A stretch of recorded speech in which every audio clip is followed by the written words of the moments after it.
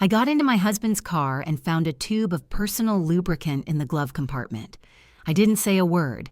I just secretly replaced it with industrial super glue. And what happened next forced our neighbors to make an emergency call to the fire department. I'm so glad you're here. If you're watching this video, please like and subscribe to my channel and tell me in the comments where you're listening to my story of revenge from. I want to know how far it's traveled. I sat at the kitchen table. The silence in the house as thick as morning fog, a silence that had become a constant unwelcome guest. The old clock on the wall, a wedding gift from my late mother, ticked with a relentless accusatory rhythm. Each beat, a painful reminder of a life I was beginning to suspect was a beautiful, meticulously crafted lie. My husband Julian had just returned from one of his countless business dinners. He looked not merely exhausted, but haunted, as if he carried the weight of a secret too heavy to bear. His face was a map of fatigue and guilt, lines etched around his eyes and mouth that had never been there before. He tossed his jacket on the sofa with a weariness that felt performative, loosened his tie as if it were a noose he was desperate to escape, and collapsed onto the bed, the familiar springs groaning under his weight without even bothering to shower.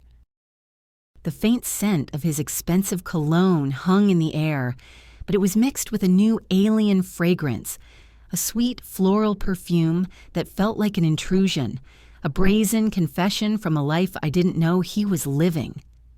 A few minutes later, the gentle hum of his snoring filled the house, a sound that once brought me comfort, but now felt like a mocking lullaby, a lullaby for a fool.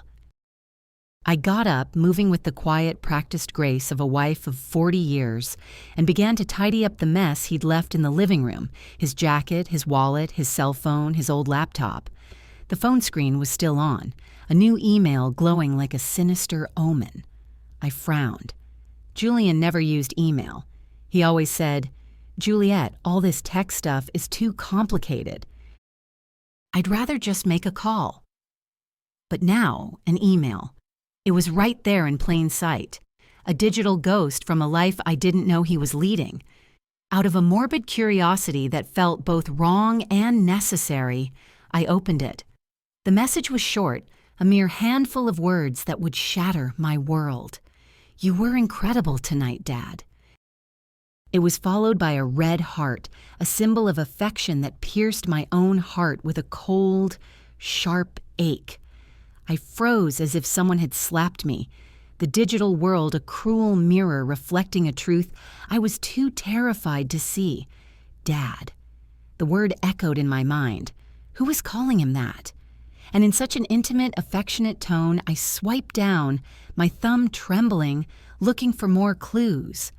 But there was nothing. Just a strange email address, a jumble of meaningless characters that offered no answers, only more questions. A shiver ran through me, not from cold, but from a profound, bone-deep fear. It felt like a cold wind coming in through a crack in the door of my life, revealing a secret chamber I never knew existed. I glanced at the bedroom and saw Julian turn over with a sputtering snore, his face still and peaceful, a stark and infuriating contrast to the storm raging inside me. My heart pounded like a thief's, a frantic, guilty beat. I quickly put the phone back, my hands shaking so much I almost dropped it. I continued cleaning up, my movements now mechanical, robotic. I gathered his dirty clothes to take to the laundry. As I checked his pant pockets, I felt a folded piece of paper, crisp and new. It was a receipt from a fancy steakhouse in San Antonio, dated that very night. I frowned. San Antonio? He had told me he was meeting his partners in Dallas. A tiny, bitter laugh escaped my lips. Julian hated driving to Dallas. San Antonio, on the other hand, was where his mother had lived before she passed away. He had fond memories there, a fact he had often reminded me of. But who had he had dinner with in San Antonio while lying to me about being in Dallas? The receipt showed a party of two, a bottle of expensive Cabernet Sauvignon, a wine he had bought me for our 10th anniversary, a wine I had never forgotten, and main courses of filt and pasta. I tried to remember the last time Julian took me to a place like that, maybe 10 years ago when I opened my first bakery. It was a memory etched in my mind. The flickering candlelight, his proud smile, the way he toasted my success. Now that memory was a lie, a faded photograph in a scrapbook of deceit. I took out my own phone and with a silent, determined resolve, snapped a picture of the receipt and the email. I didn't want to believe it, but a woman's intuition, a wife of 40 years' intuition, is a deep primal knowing. Something was going on, and I had to find out what it was. My hands were trembling, not just with anger, but with a deep existential dread. I felt like I was standing on the edge of a cliff, about to witness the spectacular collapse of my entire life. I went to the garage. Julian's old SUV was still warm, the air thick with the smell of gasoline and that faint, sweet perfume from his clothes. I opened the door, a small cold dread gripping my stomach. I turned on my flashlight and checked every corner of the driver's seat.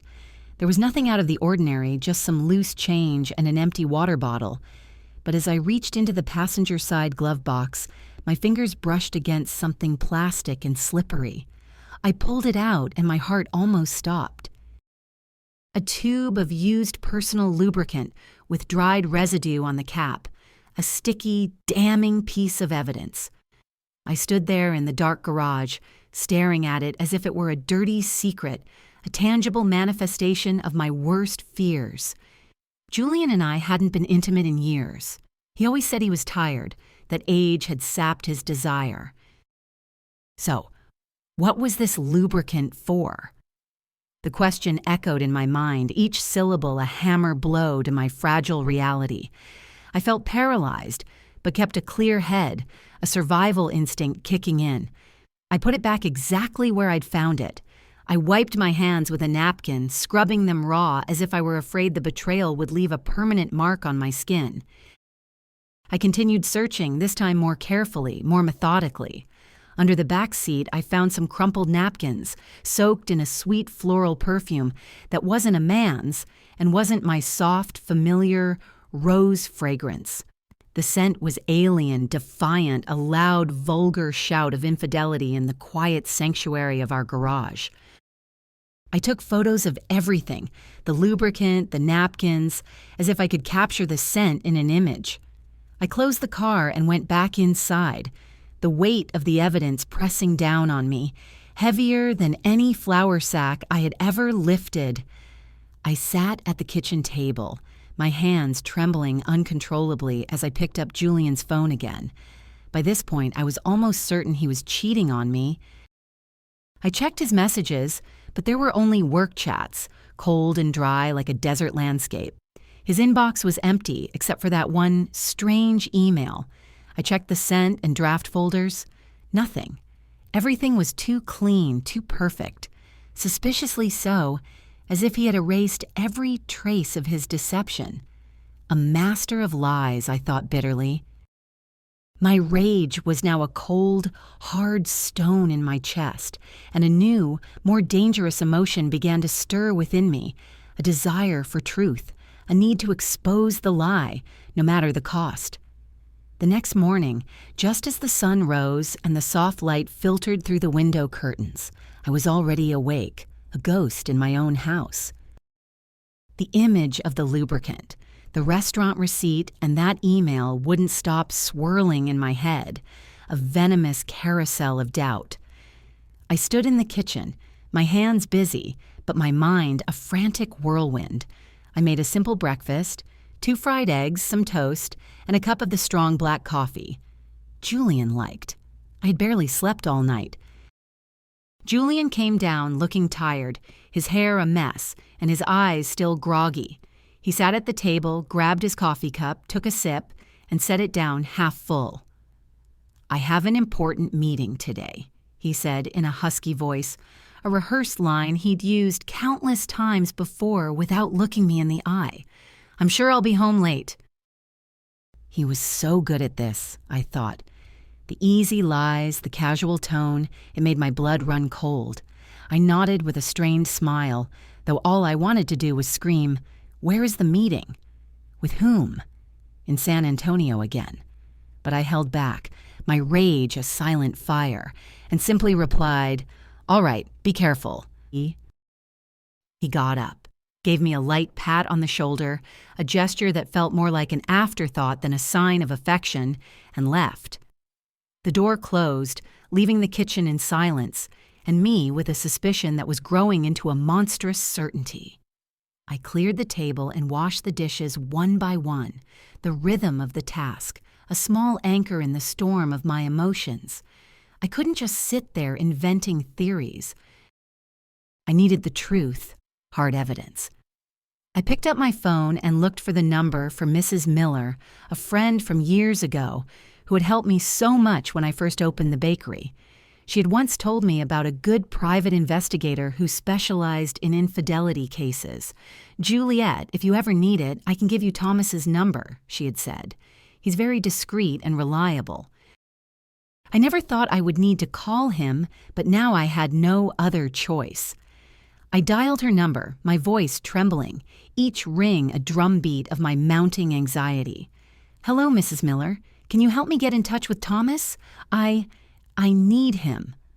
She was silent for a few seconds, a pause that spoke volumes before answering. "Juliet, what's going on? Did Julian do something?" I sighed, not wanting to get into the details over the phone, my pride bruised and raw. "I just need to know the truth. Can you help me?" Mrs. Miller, a woman of few words but profound intuition, agreed immediately, and just an hour later I received a message from Thomas asking me to meet him at noon at a small cafe downtown. "Mrs. Roberts, please don't worry, I will help you," he wrote. The message was short, but it was enough to give me a little relief, a lifeline in a sea of deceit. At noon, I went to the cafe, a tiny place with worn wooden tables and the aroma of roasted coffee filling the air, a scent that usually comforted me, but now felt strangely foreign. I chose a secluded corner where no one would notice me, a shadow in a room full of light. Thomas walked in, a middle-aged man, short and stocky, with a simple light blue shirt and philosophical eyes that seemed to read everything, to see through the surface of things. I handed him a flash drive with the photos I had taken the night before. The strange email, the restaurant receipt, the lubricant tube, and some napkins. "This is all I have," I said, my voice shaky. "I'm not sure, but I think my husband is cheating on me." The words tasted like ash. Thomas nodded, reviewing each image on his phone, his face impassive, a professional facade hiding whatever thoughts he had. He carefully made notes in a small notebook. "Mrs. Roberts, I understand. I'll start following Mr. Roberts this afternoon. Don't worry, I'll let you know as soon as possible." I looked at him, trying to hold back the tears that were burning my eyes. "Thank you," I said softly. "I just want to know the truth, whatever it may be." Thomas nodded with a compassionate look, a flicker of understanding in his eyes. "I'll do my best. Go home and don't do anything to arouse suspicion." I left the cafe and walked through the crowd, but I felt a loneliness I had never experienced before. 40 years of marriage, a lifetime built on a foundation of trust that was now crumbling beneath my feet. I had put all my trust in Julian. I always believed he was a family man, someone who would be with me through any difficulty. He was my rock, my anchor. And now, here I was, hiring a stranger to follow my own husband. The irony was a bitter pill to swallow. I felt like I was in a bad movie, a character in a drama I never auditioned for. That night, as I sat in the bakery, the familiar scent of yeast and flour, a constant soothing presence going over delivery invoices. My phone vibrated, a message from Mr. Thomas. I opened it, my heart pounding. A mile a minute, the blood roaring in my ears. It was a photo of Julian in the light blue shirt he often wore, entering a fancy restaurant holding hands with a woman. I zoomed in on the image, and my heart stopped. It was Allison, my daughter-in-law. She was wearing a tight black dress with heavy makeup, intense red lipstick, and her hair down. They didn't look like father-in-law and daughter-in-law, but like a couple on a date. Their bodies turned toward each other, a shared secret between them. I sank into my chair, my hand trembling as I held the phone. Allison, how was this possible? At family gatherings, she and Julian always acted distant, barely speaking to each other. I now realized it was a masterful act, a performance for my benefit. Mr. Thomas sent more photos. In one, they were sitting in a secluded corner, the table decorated with candles and flowers. Allison was leaning toward him, smiling, and Julian was toasting her glass with an oddly tender gaze. I saw the photo and felt a crushing pain in my chest. In 40 years, I had never seen him look at me like that, not even when we were young. When I was that girl from San Diego with long hair and a radiant smile, he looked at me that way, a look of genuine adoration, of a love I thought was mine. Now it was hers. In the middle of the night, a video arrived from Mr. Thomas. The clock on the wall read 2 a.m. I put on my headphones, a desperate attempt to keep the secret contained, and pressed play. My hand so shaky I almost dropped the phone. In the video, Allison leaned close to Julian's ear, whispering something that made him laugh loudly, a sound that was a stranger to me. Her voice sounded sweet, her eyes sparkling under the restaurant lights. Then they got up and left, and Julian, ever the gentleman, opened the car door for her as if she were a lady and he were her lover. I replayed the video again and again, a self-inflicted torture. Each time felt like another stab to the heart. Allison, my daughter-in-law, whom I had treated like my own daughter, whom I had taught how to make our family's traditional flan, and Julian, the man I had given my whole life to, with whom I had built a family. What were they doing behind my back? Behind Daniel's back? The questions were a tidal wave, threatening to drown me. I saved all the photos and the video to a flash drive, making a note of every detail, date, time, place, even the name of the restaurant. My hands worked on autopilot, but my mind was in chaos. I didn't want to believe it. I couldn't believe Julian and Allison were capable of something so low, so cruel. But the evidence was right in front of me, undeniable, a mountain of proof. I stayed in the bakery among trays of sweet pastries that smelled delicious, but I felt like my world was falling apart. I remembered the early days of the business when Julian would help me carry sacks of flour, when we would laugh together in that little kitchen, our dreams as big as the sky. Now it all seemed like a distant memory, a beautiful lie I had lived for too long. The next morning, I was in the small kitchen of the bakery, holding a list of orders for a large hotel downtown. The smell of flour and vanilla, which always brought me peace, felt empty that day, a hollow comfort. As soon as I finished signing the delivery invoice, my phone vibrated in my apron pocket. I wiped my hands and my heart sank when I saw it was a message from the detective. Just a short sentence. Mrs. Roberts, I'm sending you more evidence. I took a deep breath, trying to stay calm, but my hands trembled as I opened the message. A series of photos appeared on the screen. The first showed Julian in his usual gray shirt, leaving a law office near the main plaza. By his side was Allison in a beige office dress, her hair in a high ponytail and huge dark sunglasses that almost covered her face, a pathetic attempt at anonymity. They were walking very close together, not like in-laws, but like a couple. Their bodies a testament to their forbidden bond. In the next photo, they were standing in front of a 4-star hotel with gleaming glass doors and a gold sign. I zoomed in, desperately looking for some sign to deny what I was seeing, but there was nothing. They looked too natural, too comfortable together, a part of a world I was not a part of. Then came a short video from Mr. Thomas. I pressed play and my heart pounded so hard I thought it would burst. a frantic drum against my ribs. The shot was from a distance, but it was clear enough to see Julian and Allison on the third-floor balcony of the hotel. His arm was around her waist, and she was resting her head on his shoulder, her long hair moving softly in the wind. And then, like a stab, I saw them share a quick kiss without trying to hide. It was a brief kiss, but it was enough to burn away the last spark of hope I had left. I replayed the video frame by frame, each image digging deeper into my soul, a slow, agonizing descent into hell. The room curtain opened slightly and Allison came out, running to hug Julian, her face lit up with happiness, as if she were a young girl in love. I slumped into the chair, clutching the edge of the table to keep from falling apart. Mr. Thomas wrote, "They also rented the room for the afternoon. It looks like they're staying the night. I'll keep an eye on them." I read the message over and over, my throat tight, as if I were being strangled. Just a few hours earlier, Julian had written to me, "Juliet, I won't be home tonight. Home.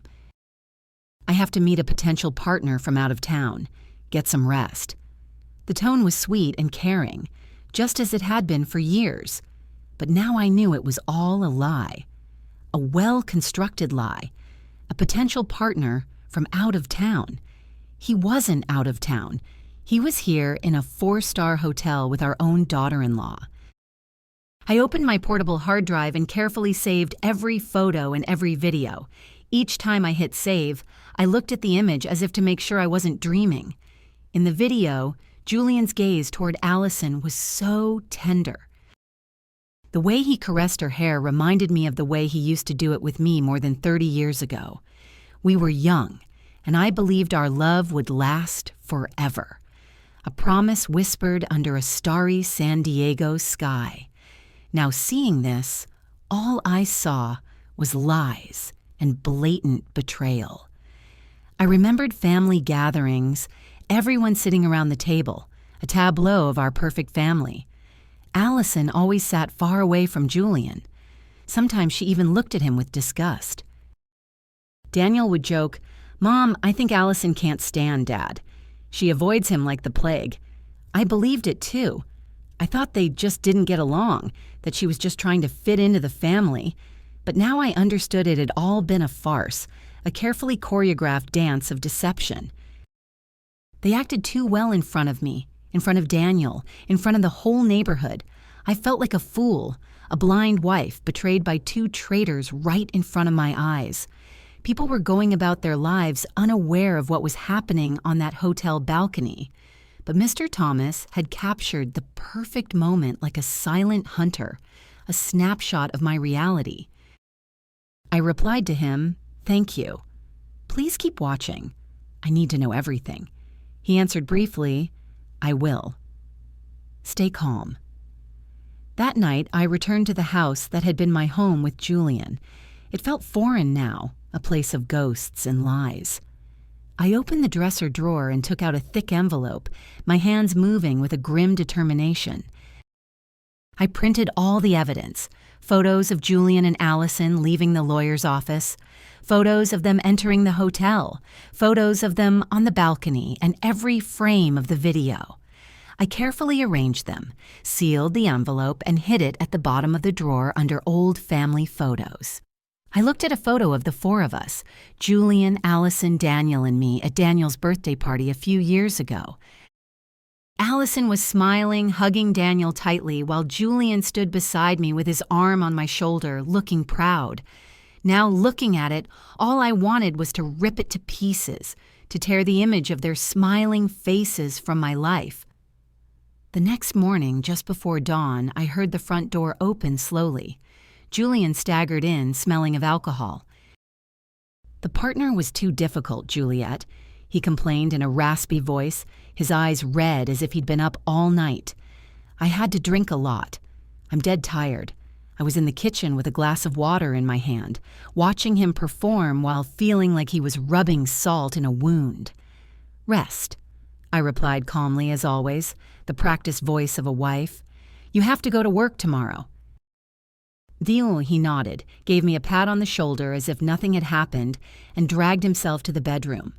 Minutes later, he was snoring peacefully, as if he'd never cheated on me, as if he'd never gone to a hotel with our own daughter-in-law. When I was sure Julian was asleep, my phone vibrated. It was a call from the detective, Mr. Thomas. His voice was low, almost a whisper, as if he feared someone would overhear him. "Mrs. Roberts." I recorded their conversation in the hotel parking lot. I used special equipment. They didn't even notice. "I'm sending it to you now." My heart pounded hard, but I simply replied, "Thank you, Thomas. Send me the file." Minutes later, an audio file appeared in my messages. I put on my headphones, sat at the table, and pressed play.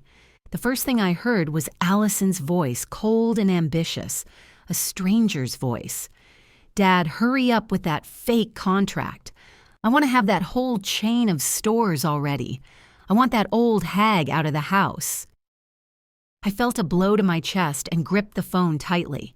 Then came Julian's voice, deep and confident. "Don't worry about those papers. Juliet doesn't know anything. Leave it in my hands. She trusts me too much." It felt like a knife twisting in my heart. They weren't just cheating on me. They were planning to take everything I had built, the bakery chain.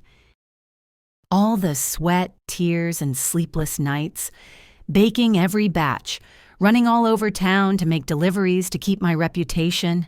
It was all mine. Julian never once got his hands dirty in the kitchen. He never worked the counter or signed contracts with hotels. And now he and Allison wanted to take it all away, to kick me out of the house I had made a home. I almost broke down, but I still had the composure to copy the audio to the flash drive where I kept the other evidence. I carefully wrote down the time and place, as if trying to keep myself steady in the middle of the storm. The next morning, as I made coffee in the bakery, my phone vibrated again. Thomas sent another batch of new photos taken with a telephoto lens. In them, Julian and Allison were inside his car with a thick pile of papers in front of them. Allison had a red pen and was marking the document intently. Julian, next to her, nodded and smiled as if he were in full agreement. Thomas wrote, "I overheard something. It seems they want to use a contact at the notary's office to make the transfer. I'll investigate further." I zoomed in on the photo. I could see the letters on the paper, though I couldn't read them. But I knew these weren't normal work papers. They were planning to steal everything I had worked for, step by step. I sat there among the trays of sweet pastries that smelled so delicious, but I felt as if my whole world was collapsing. I reopened the audio file, put on my headphones, and listened to every phrase, every word they said. That wretched old woman. That's what Allison called me. I remembered the days when she had just joined the family, when I taught her how to make rice, when I hugged her like a daughter. I thought she was part of the family, that she would be the woman who, along with Daniel, would build a future. And Julian, the man I had loved since I was a girl in San Diego, who swore he would be with me until the end. They had made a joke of me, a fool who still believed in love and family. A regular customer came in, Mrs. Peterson, who always bought pastries for her grandchildren. "Juliet, your bakery has been packed lately. Your chain of stores is expanding." "I'm so proud of you," she said, her voice warm. I forced a smile and replied, "Thank you. I'm doing my best." But inside, I was a wreck. I wondered what she would think if she knew the truth. Would she see me as a strong woman, or just a fool betrayed by her husband and daughter-in-law? I wrapped Mrs. Peterson's pastries, said goodbye at the door, and sank into my chair, my hands on my head. I wanted to cry, but no tears came. Instead, a silent rage burned inside me like the fire in an oven, ready to ignite at any moment. That night at dinner, I sat across from Julian in the small kitchen under the yellow light that gave his face a strange, distorted glow. He ate and spoke in a monotone voice, as if nothing were wrong, as if the world wasn't about to end for him. Juliet, I have to sign some important business papers this week. Maybe you should look them over. They're complicated. I picked up a piece of bread and pretended to take a bite, but in my head, I could only hear Allison's voice from the recording. Dad, hurry up and sign the fake contracts. I knew he was testing the waters. He wanted to drag me into his dirty plan. I gave him a dry smile, a facade of a wife who was too tired to argue, and replied, "Yes, I'll look at them later." "I'm tired now." He nodded, took a sip of wine, looking at me as if nothing were wrong. But I knew that behind that smile was a man ready to take everything I had built, a predator waiting for the right moment to strike. Julian had a few more glasses of wine. His face turned red, and he started slurring his words about a difficult client he'd seen that day. I nodded as if I were listening, but inside I wanted to scream, "Do you think I'm that stupid?" When he got up, staggering, and went to the bedroom, I cleared the table, my every move slow, containing the anger that was boiling inside me. He threw himself on the bed, snoring loudly, and left his car keys on. The nightstand, gleaming under the dim light, a siren's call to my revenge. I stared at them, my heart pounding in my chest. This was my chance, my moment. I entered the bedroom slowly, careful not to make a sound. Every step felt like walking between pain and resolve, between the past and a new unknown future. I grabbed the keys, squeezed them tight, and went straight to the garage. The night was quiet, hushed, as if the world was holding its breath. All I could hear were crickets outside, their chirping a soundtrack to my silent fury. I turned on my phone's flashlight. The weak light illuminated Julian's old SUV, a silent accomplice in his betrayal. I opened the door. The smell of gasoline was still there, mixed with a strange, sweet perfume. I opened the glove compartment between the seats, and there it was, the tube of lubricant with a loose cap and dried residue on the edge, a monument to their infidelity. I held it in my hand, feeling like I was holding a dirty secret. It was clear they had used it again, as if it were confirmation that Julian and Allison were still playing their secret game, their twisted little dance. I took the tube of lubricant to the kitchen, placed it on the counter, and washed my hands with lemon soap. I scrubbed them thoroughly as if to erase every trace of the betrayal I had just touched. The fresh scent didn't calm my anger, but it helped me stay focused. I opened the tool drawer and took out a tube of clear industrial superglue, the same kind I once used to fix a chair at the bakery. It was a tool of my trade, now a weapon of my revenge. I carefully unscrewed the cap of the lubricant and filled the tube with the glue, drop by drop, until it was completely full. I wiped the nozzle, shook it gently to mix it, and tested a little. It came out smoothly, just like the original lubricant. At a glance, no one would notice the difference. I smiled faintly, though a hurricane was raging inside me. This wasn't a game. It was the first step to getting justice. I put the tube back in the glove compartment, adjusted the floor mat and the seat just as they were, as if no one had touched anything before closing the car. I opened the trunk to check. There were only crumpled bags, an empty water bottle, and an unused condom lying in a corner. My heart skipped a beat, but I wasn't surprised anymore. I took pictures with my phone, adding them to the growing collection of evidence. Each image was another piece, a reminder that I couldn't let Julian and Allison get away with their lies. Back in the house, I put the keys back in their place next to Julian's alarm clock. I grabbed an old book and sat on the living room sofa, pretending to read. The dim light fell on the pages, but I couldn't read a word. My head was spinning. I thought of Daniel, my son, who believed he was living happily with Allison without knowing the truth. How could I tell him that his wife and his own father were betraying us? I thought of the bakery chain, of the 40 years of work and sleepless nights, of all the fights with Julian to defend my dream. He never really understood it, but I trusted that he supported me. Now I knew he was just waiting for the right moment to take everything. An hour later, Julian woke up and stumbled into the kitchen for water. He saw the keys on the counter and didn't suspect a thing. "Still not sleeping, Juliet?" he asked groggily. I smiled and replied, "No, I'm just reading a bit." "Finish your water and go back to bed." He nodded, drank, and returned to the bedroom, snoring immediately. I looked at him as if he were a stranger. This man, who once promised to be with me until the end, was now planning to destroy what I loved most. But he didn't know that I had already started my counterattack. At dawn, I got up. The sunlight was timidly entering through the bakery window. I was in my usual kitchen, kneading dough, preparing flames and sweet pastries for a large hotel order. I pressed the dough with all my might, channeling my rage into every movement. When I returned home for breakfast, I made an effort to keep a calm face.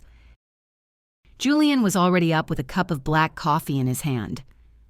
I served him eggs and toast. "Julian," I said calmly, "I have to travel to Nashville tomorrow to sign a contract with a new partner. I'm sure I'll be home late. Can you take care of dinner?" I watched him out of the corner of my eye. He looked up surprised, but in his eyes something was shining that wasn't concern. It was relief. "A big contract?" he asked, taking my hand with a feigned tenderness. "Don't worry. Go ahead, I'll handle it."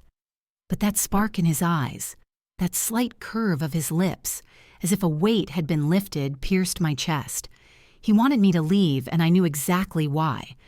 I smiled and nodded. "Thanks. I'll call you if I get back late." He took another sip of coffee. Then he got up, saying he had to get to the office early. As he left, I saw he had left his phone on the table, and the screen lit up with a missed call. The name that appeared was At. I frowned. My heart pounded. Allison Thomas. I was sure it was her. Before I could touch the phone, Julian came back, grabbed it in a hurry, and turned off the screen in front of me. "I forgot it," he mumbled with a forced smile, and he was gone. I stood there watching the door close, feeling as if I had been slapped. He wasn't even bothering to hide it anymore. That day, I worked like a machine, delivering bread, signing invoices, and smiling at customers. But my mind was only focused on Julian and Allison. I couldn't let them continue their farce behind my back and Daniel's. I needed more evidence to hear from their own mouths what they said when they thought no one was listening. That night, I pretended to be tired. I went to bed early and told Julian, "I have to wake up early tomorrow to catch the bus, so I'm going to sleep." He nodded, gave me a pat on the shoulder. "Rest, Juliet. Be careful on your trip tomorrow." I lay down and closed my eyes, but I sharpened my hearing, attentive to every sound in the house. Close to midnight, when Julian's snoring stopped, I heard him get out of bed quietly. The faint light from his phone shone in the darkness. He left the room with his phone, thinking I was asleep. I stayed still, my heart pounding. Then I slowly got up and followed him on tiptoe. I hid behind the thick living room curtain and saw him standing in a dark corner near the window. He put the phone to his ear and spoke softly. "Yes, of course." "Come over to the house tomorrow. We won't have to go to a hotel anymore. Juliet has to leave town to sign a contract and she'll be back late." I heard a soft giggle from the other side. Allison's sweet voice. "That's great, Dad. Finally, we can relax." Julian laughed, replying, "Yeah, come early. I'll be waiting." I stood there behind the curtain, feeling my blood boil. They weren't just cheating on me. They were planning to turn my house, my son's home, and mine into their meeting place. I returned to the bedroom in silence, opened a drawer, and took out Daniel's old recorder, the one I bought him for college to record his classes. I checked the battery, put in a new one, and turned on continuous recording. I hid it behind the bookshelf in the bedroom next to the headboard, certain it would capture everything. I carefully adjusted the cable and covered it with a family photo frame, the photo of the four of us at Daniel and Allison's wedding. Looking at it, I felt a bitter taste. Allison's smile, Julian's hug. Now, they were all lies. Before going back to bed, I checked again that the recorder was working. I placed the photo frame just right to hide the cable. Then I lay down, pretending to be asleep. Julian came back to the bedroom, threw himself on the bed, and snored as if nothing were wrong. But my eyes were wide open in the darkness, more awake than ever. I reached for the clock and set the alarm for earlier than usual. I closed my eyes, but not to sleep. I was ready for the next step of my plan. I woke up at 5 o'clock in the morning when it was still dark. Only the faint light from the streetlights was coming through the window. The house was silent. All I could hear was Julian's steady snoring from the bedroom. I was in the kitchen with a cup of cold coffee in my hand, staring at the skillet of oil that was already on the stove. It was the last step of my plan, a simple smoke trap, but enough to expose the truth. I tied a thin string to the stove's igniter. I ran it over to the window and attached it to a heavy object, an old coffee can I found in the cabinet. All I had to do was pull it from a distance, and the flame would ignite the oil, creating thick black smoke, enough to alarm the neighbors. I opened the window by the stove a little so the smoke could get out. Then I tested it once. The smoke rose quickly, forming spirals like a warning. I turned it off immediately, checked everything again, and made sure not to leave any trace that might make Julian suspicious. I put on a jacket, grabbed my large purse, and pretended to be leaving for my trip. Before I left, I went into the bedroom and gently shook Julian. "I have to go to the bus station right now," I said in a calm voice. "I'm going to sign a contract. I'll probably be back late tonight." He opened his eyes and in a sleepy voice replied, "All right, be careful, Juliet. Call me if you need anything." Then he buried his face in his pillow and went back to sleep. I looked at the man I once loved and trusted. Now lying there, unaware of the trap waiting for him, I turned away, my heart heavy, but my legs steady. Instead of going to the station, I went across the street to Mrs. Peterson's house. She was my neighbor and my friend. She opened the door and looked at me, worried, when she saw my purse. "Juliet, what are you doing up so early? Is something wrong?" she asked with affection. I forced a smile. "Mrs. Peterson, can I stay here for a few hours? I need to watch my house." She frowned, but didn't say anything else. She poured me a hot cup of coffee and gave me a chair by the window. From there, I could see the entrance to my house where Julian and Allison would enter and where the truth would be revealed. Around 10 o'clock, a taxi pulled up in front of the house. Allison got out wearing a light floral dress and dark sunglasses, as if she were afraid someone would recognize her. Julian opened the door, looked around in a hurry, and quickly ushered her inside. I gripped my coffee cup tightly, my heart pounding in my chest. "It's time," I murmured, and turned on the app on my phone connected to the hidden recorder I had left in the bedroom. The sound started coming through my headphones, Allison's laughter, the clinking of glasses, heavy footsteps. Then I heard Julian's deep voice. "All right, we don't have to hide in a hotel anymore." Allison laughed. "You really know how to pick your moments. The old hag is gone, right?" I bit my lips, holding back the rage as I listened to her call me the old hag with so much contempt. Then the bed started to creak along with other sounds I didn't want to keep listening to. I closed my eyes, took a deep breath, and told myself, "Just a little longer, Juliet. Just a little longer." A few minutes later, suddenly, Allison screamed, "What the hell is this?" "We're stuck." Her voice was filled with panic, almost sobbing.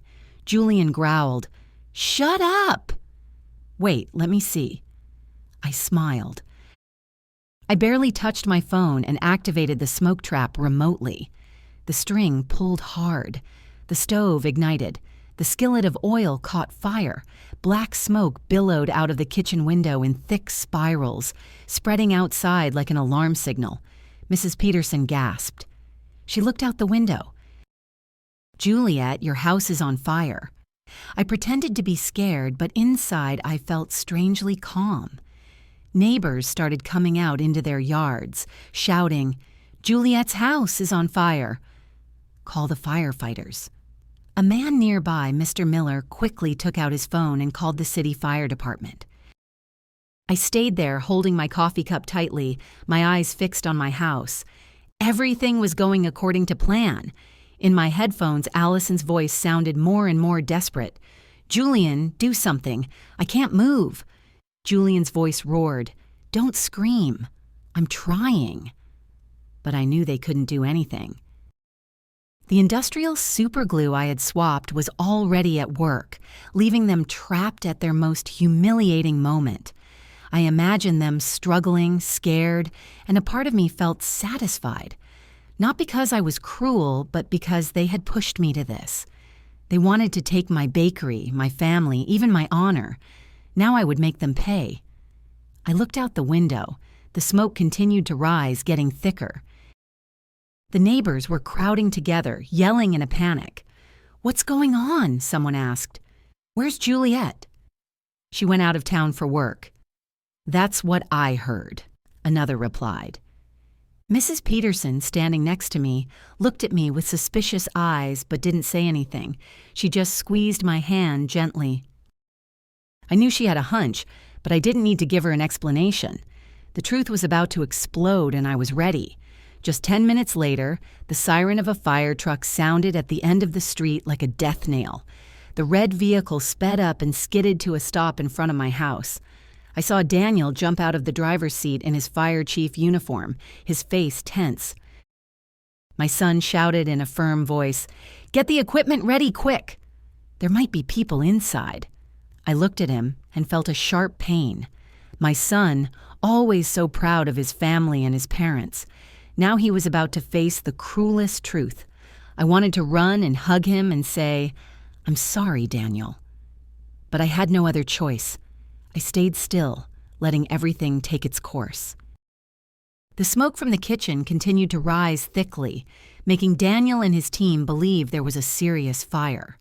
My son led the way with a sledgehammer breaking down the front door. The sound of splintering wood echoed in the air. His teammates followed him with hoses and extinguishers. I listened to the commotion coming from the bedroom. Julian's desperate shouts mixed with Allison's sobs. "Do something, Julian." "I can't move," Julian growled. "Shut up. Don't scream." I bit my lips, squeezing the phone where the app was still transmitting the audio from the hidden microphone. They were trapped, helpless, just as I had calculated. Daniel entered the bedroom, and I could imagine what he found. His own father and his wife, naked, stuck to each other on the bed, their faces pale with pain and panic. I wasn't there, but through my headphones, I heard Daniel's voice falter. "What? What is this?" A firefighter behind him murmured in surprise, "Oh my God!" Another couldn't hold back and let out a nervous laugh, but Daniel immediately shouted, "Silence!" I knew that cry wasn't just to maintain order, but my son's last attempt to hide his pain. The humiliation was now exposed not just to Daniel, but to the entire fire team and the whole neighborhood. A firefighter ran out and told Daniel, "Chief, the smoke is under control." It was just a small oil fire, nothing serious. But Daniel didn't reply. I figured the young man was still in the bedroom, frozen by what he was seeing. The neighbors started to arrive, crowding in front of the door, pointing and whispering, "What's happening?"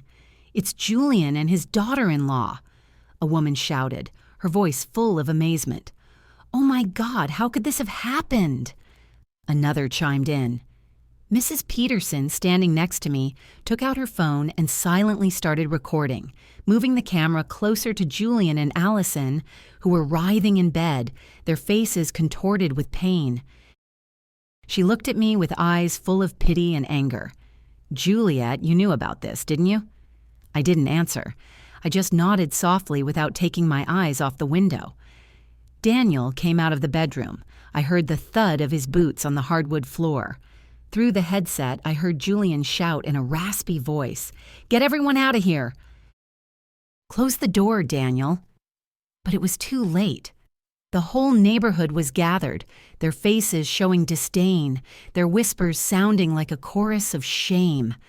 father-in-law and daughter-in-law caught in the act. "Unbelievable," a man exclaimed. "Poor Juliet." How did it come to this? Another sighed. The firefighters, after a moment of hesitation, had to act. They wrapped sheets around Julian and Allison, trying to cover their stuck-together bodies, and carried them out on stretchers. I could hear Allison's broken sobs mixed with her groans of pain. "Please do something." "I can't stand it anymore." Julian just mumbled weakly, "Don't let anyone see us." But the whole neighborhood had already seen. There were looks of revulsion, mocking laughs, and shakes of disappointed heads. They were carried out wrapped in a thin sheet amidst the growing murmurs. "What a disgrace! Father-in-law and daughter-in-law! My God, how filthy!" The crowd was still gathered at the entrance when the ambulance left with its siren blaring. Among the loud voices, I heard bursts of laughter. "What a show!" shouted Mr. Miller. "I can't believe there are two people so shameless in this world." An old woman shook her head and whispered to the person next to her, "Poor Juliet." I stood among the people, pretending to be surprised as if I had just run there from the bus station. Daniel stood motionless in the yard, his arms hanging, his face pale as a ghost. His teammates avoided looking at him and quietly gathered their tools. I knew that Daniel wasn't just shocked to see his father and his wife stuck together in bed, but by the double betrayal of the two people he loved most. I wanted to run and hug him, to tell him I was sorry for letting him see something like that, but I held back and walked behind Mrs. Peterson, who silently accompanied me to the hospital. We sat in the third-floor hallway waiting while I maintained the concerned look of a wife who had just found out her house had been on fire. Hours later, a doctor came out, sweat on his forehead. He looked at me and spoke in a low voice. "Mrs. Roberts, we managed to separate them. Fortunately, there was no serious damage. They just need some skin ointment." I nodded, pretending to be relieved, while my fingers discreetly brushed against my purse, where I had hidden 2 tubes of thick mustard I had prepared. "Thank you, doctor," I said, my voice trembling to hide my plans. "Can I see them?" He nodded and led me to the nurse's station, where they gave me 2 tubes of ointment. The nurse, a young woman, looked at me with compassion. "Ma'am, this is a very difficult situation. I'm so sorry." I gave a weak smile, and the moment she turned around, I swapped the tubes for the mustard I had in my purse. My hands moved quickly and confidently, as if I had rehearsed it hundreds of times in my head. I entered the hospital room with a tube of mustard in my hand, feigning concern. "Julian? Allison? Are you okay?" Allison was in bed, her hair a mess, her eyes red, unable to look at me. Julian, still pale, mumbled, "Juliet, I can explain." But I didn't let him continue. I placed the tube of mustard on the table next to the bed and left. Minutes later, a gut-wrenching scream came from the room. Allison was covering her face, crying. "It burns. My skin is on fire." Julian was writhing in bed, cursing. "What the hell is this? Who did this?" The entire hallway was in an uproar. Patients and family members came out to look. An old woman whispered to her son, "It's them." The couple from the video this morning on the internet. The father-in-law with the daughter-in-law. "What a disgrace," another added. "They deserve it." The doctor ran into the room asking the nurses to clean their skin and apply a neutralizing agent.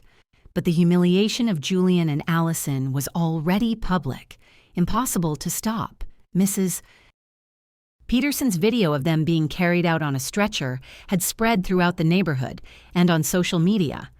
I was in the hallway listening to the murmurs, feeling as if the whole world were witnessing the downfall of those 2 traitors. When the crowd dispersed, Daniel entered the room with a thick folder in his hand. I had called him as soon as the ambulance left, asking him to get the envelope with the evidence I had saved in the drawer and the 2 divorce papers I had ready. He handed me the folder, his gaze empty. without saying a word. I opened it, took out the documents, and placed them on the table in front of Julian and Allison. I looked at him directly in the eyes, my voice cold but firm. 40 years of marriage end here. Sign these and then do whatever you want as long as you disappear from my son's life and mine. Allison collapsed, crying, looking at Daniel. Honey, forgive me. I made a mistake. Please, I beg you, forgive me. But Daniel just looked at her, his gaze as hard as stone, and left without saying a word. Julian tried to grab my hand, his voice trembling. Juliet, listen to me. I didn't want this. I pulled away, cutting him off. Don't say anything else, Julian. You chose this path. He yelled desperately, Juliet, please. But the nurse came in and warned, be quiet. This is a hospital. I turned and walked away without looking back. In the hallway, I saw Daniel leaning against the wall, his head in his hands. I walked over and put my hand on his shoulder, but he didn't lift his face. Mom, he whispered, his voice broken. Why did it have to be Dad? Why her? I didn't answer. I just hugged him tightly, sharing his pain with my own. In that moment, I knew that Julian and Allison had lost everything, their honor, their marriage, even their dirty plan. But Daniel and I had also lost a family. I only hoped that with time, we would find peace. A few weeks after the scandal, my bakery was busier than ever. The little bell on the door wouldn't stop ringing. Customers came in and out with smiles and compliments. Juliet, you're so strong, Mrs. Peterson said, holding a bag of freshly baked flan. The whole neighborhood is proud of you for how you defended your family business amidst all that filth. I smiled and thanked her. People supported me. They called me a strong woman, but only I knew that strength came from the broken pieces of my heart. Every time I looked at the oven where I had worked with sweat and tears for 40 years, I remembered Julian and Allison, who wanted to take everything from me but failed. And I'm still here with my bakery, with Daniel, and with a new life. Daniel moved in with me right after that day. He didn't talk much about what had happened, but I noticed the change. He wasn't the cheerful, always laughing Daniel he used to be. His eyes now looked deep, as if they carried a wound that wouldn't heal. Mom, I want to stay here for a while, he told me the first night as he came in with his suitcase. I'm going to help you run the bakery, talk to clients, whatever you need. I hugged him. I felt the warmth of the son I had raised and just nodded without asking anything. I knew Daniel needed time, and so did I. Every morning we opened the bakery together. I prepared the oven and arranged the trays, and Daniel reviewed invoices and called hotels and restaurants. Mom, the Grand Hotel wants to increase their sweet pastry order for next week. He called out to me from the cash register, his voice calm, but without its usual brightness. All right, I replied. Confirm the order. I'll prepare more dough. These simple moments gave me a peace I hadn't felt in years. There were no more fake looks from Julian, no more sweet and calculating voice from Allison. It was just Daniel and me taking care of what we still had. Dinners were just the two of us now. We sat face to face in the small kitchen, eating simple meals, sometimes rice with beans and chicken, sometimes just bread with coffee. Mom, can you make me some flan this weekend? He asked me one night with a faint smile, the first I had seen since the scandal. All right, I replied, relieved, but you have to help me stir the caramel. He nodded. And in that moment, I felt that we were slowly but surely recovering. I started making time for myself, something I almost never did in 40 years. I joined a cooking club at the community center where women my age shared recipes and told their stories. Juliet, you make the best flan in the neighborhood, a woman told me, laughing when I brought a tray. I replied, smiling. It's a little trick I learned back in San Diego. I also started going to church on weekends. I would sit in silence with the light of the stained glass windows on my face and pray, not for Julian or Allison, but for Daniel, for myself, so that we would find the strength to move forward. Sometimes I would go for walks with Mrs. Peterson in the town square, listening to her talk about neighborhood gossip. "You know Juliet," she would say, her eyes shining. "Everyone is still talking about Julian and Allison, but they say you're the one who won." I just smiled without answering. I won, maybe, but the price was losing my whole family. Daniel also started to change. He became less quiet and began telling me about his work as a firefighter. "We put out a fire at the market yesterday," he told me one night as we ate dinner. "It was really dangerous, Mom. But luckily, no one got hurt." I listened to him, my heart filled with pride. "Please be careful," I said, my voice trembling. "You're all I have left." Daniel looked at me with tenderness. "Don't worry, Mom. I'll never leave you alone." Those words were like medicine. They gave me back the faith that even though I had lost so much, I still had my son who would always be with me.